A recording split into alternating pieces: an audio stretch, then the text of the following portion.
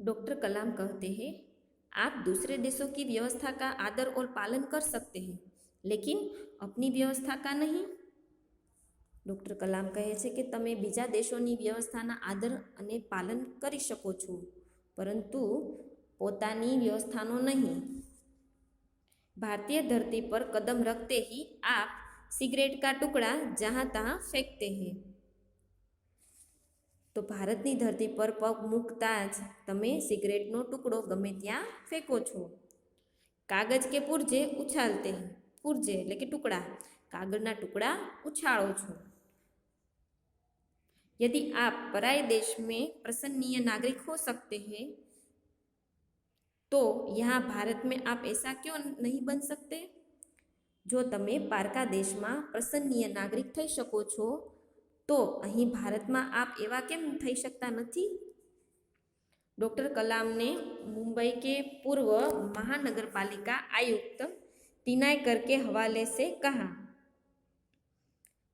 तिनायकर आयुक्त એટલે કે કમિશનર।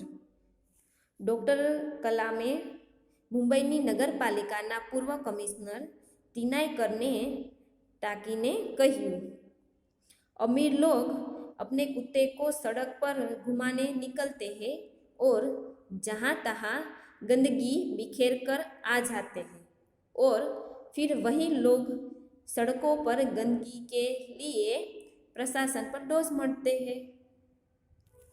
એટલે કે જે ધનવાન લોકો છે તે પોતાના કૂતરાઓને રસ્તા પર ફેરવવા નીકળે છે અને જ્યાં ત્યાં ગંદકી વેરીને ચાલ્યા જાય છે અને પછી તે જ લોકો રસ્તા પર ગંદકી માટે પ્રશાસનને જવાબદાર ગણે છે, એટલે કે દોષ આપે છે।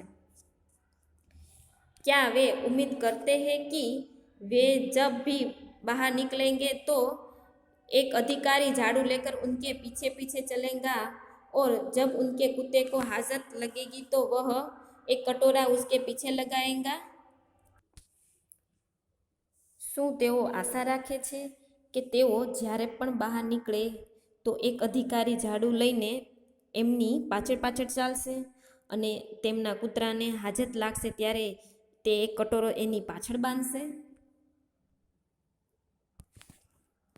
राष्ट्रपति ने मिसाल दी कि अमेरिका और जापान में कुत्ते के मालिक को उसकी छोड़ी हुई गंदगी साफ करनी पड़ती है। मिसाल એટલે કે ઉદાહરણ। રાષ્ટ્રપતિએ ઉદાહરણ આપ્યું કે અમેરિકા અને જાપાનમાં કૂતરાના માલિકને તેણે કરેલી ગંદકી સાફ કરવી પડે છે। फिर शासन व्यवस्था के बारे में डॉक्टर कलाम ने कहा कि हम सरकार चुनने के लिए वोट डालने जाते हैं और अपनी सारी जिम्मेदारियां भी वही उलट आते हैं। પછી શાસન વ્યવસ્થા વિશે ડૉક્ટર કલામે કહ્યું કે આપણે સરકાર ચૂંટવા માટે વોટ આપવા જઈએ છીએ અને આપણી બધી જવાબદારીઓ પણ ત્યાં જ મૂકતા આવીએ છીએ। हम आराम से बैठकर सोचते हैं कि अब हमारे नाज नखरे उठाए जाएंगे અને આપણે આરામથી બેસીને વિચારીએ છીએ કે આપણા નાજ નખરા સહન કરવામાં આવશે। हम सोचते हैं कि हमारा हर काम सरकार करेंगी और हम फर्श पर पड़ा हुआ रद्दी कागज उठाकर उसे कूड़ेदान में डालने की जहमत तक नहीं उठाएंगे। અને આપણે વિચારીએ છીએ કે આપણું બધું જ કામ સરકાર કરશે અને આપણે જમીન પર પડેલો રદ્દી કાગળ પણ કચરા પેટીમાં નાખવાની તકલીફ પણ નહીં લઈએ। रेलवे हमारे लिए साफ सुथरे बाथरूम देंगी और हम उन्हें ठीक से इस्तेमाल करना भी नहीं सीखेंगे। तो रेलवे આપણા માટે સ્વચ્છ અને સાફ બાથરૂમ આપશે અને આપણે તેને યોગ્ય રીતે વાપરતા પણ નહીં सीखिए। डॉक्टर कलाम ने कहा कि समाज की ज्वलंत समस्याओं पर भी हमारा ऐसा ही रवैया है। रवैया એટલે કે परिपाटी આપણું વલણ। ડૉક્ટર કલામે કહ્યું કે સમાજની સળગતી સમસ્યાઓ વિશે પણ આપણું આવું જ વલણ હોય છે। हम ड्राइंग रूम में बैठकर दहेज के खिलाफ गला फाड़ते हैं और अपने घर में इसका उल्टा करते हैं. તો આપણે જ્યારે દીવાનખાનામાં બેસીને દહેજની વિરુદ્ધ ગળું ફાડીએ છીએ અને પોતાના જ ઘરમાં એનાથી ઉલટું આચરણ કરીએ છીએ. और बहाना देखिए पूरी व्यवस्था की खराब है.